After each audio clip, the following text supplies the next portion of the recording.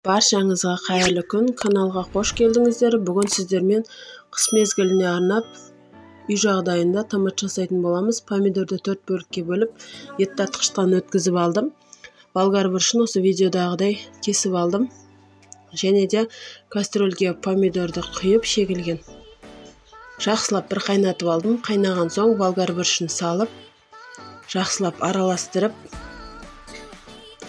3 сағаттай қайнаттым. Яғни томат өз қоюлығын сақтап қалу үшін ұзақ қайнаттым баяу отта. Бұл жасалған томатты кез келген тамаққа қолдануға болады.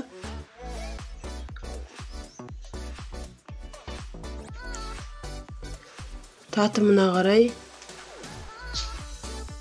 үлкен ас қасықпен тұз салдым.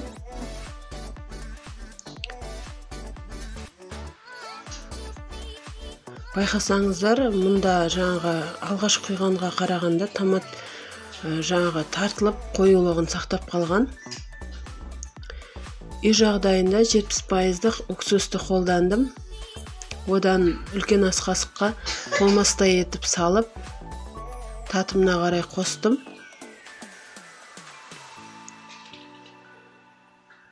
Кереметтей томат шықты. Енді оған қажетті банкаларында стерилизовать етіп,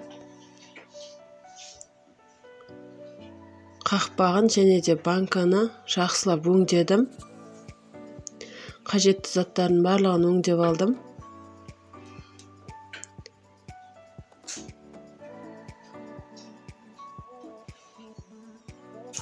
Енді дүкенден сатып алмай, осылай үй жағдайында жасап көруге кеңес беремін.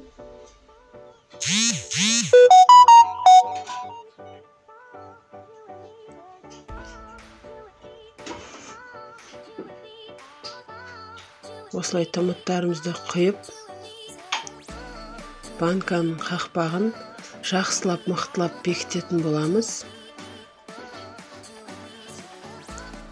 Ешқандай да дәрі қоспай жасадым. Өзге біреулер аспирин қолданып жатады, бірақ бұл аспиринді қажет етпейді.